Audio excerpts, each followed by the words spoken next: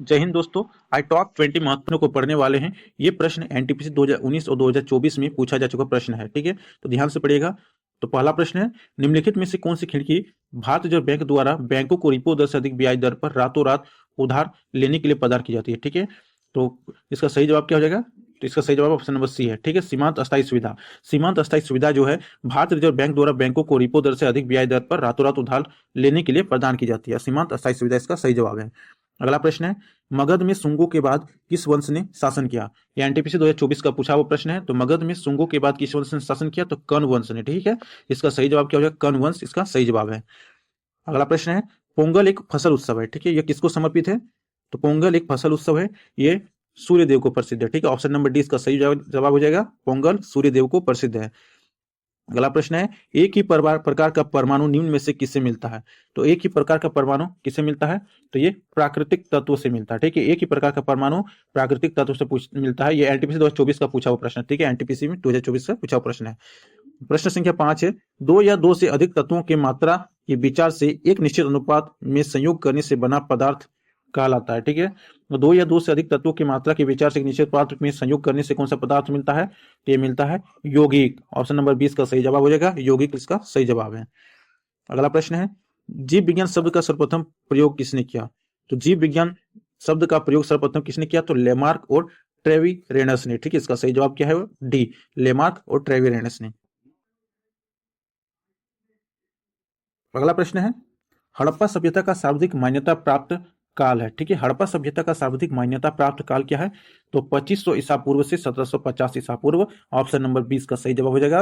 हड़प्पा सभ्यता का सर्वाधिक मान्यता प्राप्त 25 ईसा पूर्व से 1750 ईसा पूर्व है।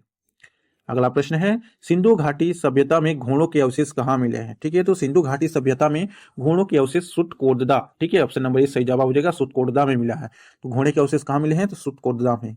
अगला प्रश्न है, भारतीय पुनर्जागरण के जनक के रूप में किसे जाना जाता है? तो भारतीय पुनर्जागरण के जनक के रूप में राजा राम मोहन राय को जाना जाता है। ऑप्शन नंबर ए इसका सही जवाब है। तो भारतीय पुनर्जागरण के जनक के रूप में राजा राम मोहन राय को जाना जाता है।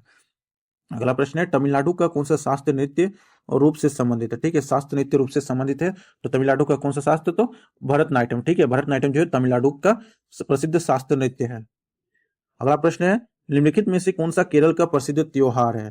तो केरल का प्रसिद्ध त्योहार क्या है? तो ओणम। ठीक है, ऑप्शन नंबर 20 का सही जवाब हो जाएगा। ओणम जो है केरल का प्रसिद्ध त्योहार है। अगला प्रश्न है, भारत की संविधान सभा का गठन कब हुआ था? तो भारत की संविधान सभा का गठन 1950 में हुआ था। ऑप्शन नंबर डी इसका सही जवाब है। भारत की संविधान सभा का गठन 1950 ईस्वी में किया गया था।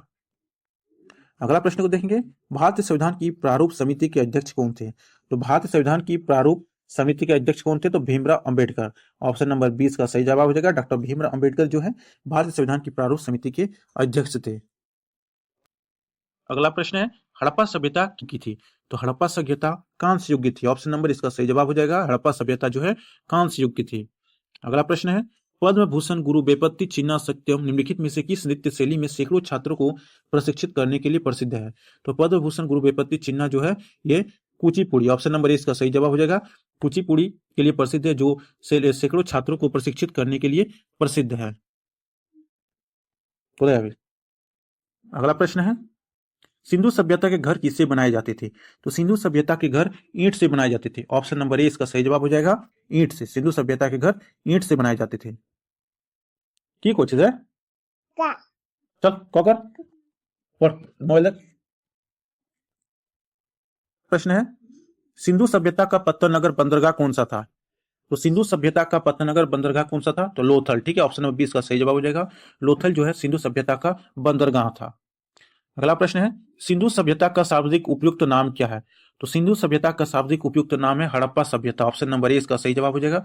हड़प्पा सभ्यता जो है सिंधु सभ्यता का शाब्दिक उपयुक्त नाम है। अगला प्रश्न है, तंजौर में बृहदेश्वर मंदिर निम्नलिखित में से किस स्थापत्य शैली से संबंधित है? तो तंजौर में बृहदेश्वर मंदिर जो है वह द्रविड़ शैली से संबंधित। ठीक है, तंजौर में बृहदेश्वर मंदिर द्रविड़ शैली से संबंधित है। अगला प्रश्न है, संविधान का कौन सा अनुच्छेद धर्म का आचरण पालन और प्रचार करने का अधिकार देता है? तो ये आर्टिकल 25 अनुच्छेद 25 जो है संविधान के धर्म और प्रचार करने का अधिकार देता है। तो दोस्तों ये थे हमारे टॉप 20 महत्वपूर्ण प्रश्न। कैसा लगा कमेंट में बताइएगा। अगर आप इस चैनल में नहीं है तो चैनल को सब्सक्राइब कीजिएगा। मिलते हैं अगले वीडियो में।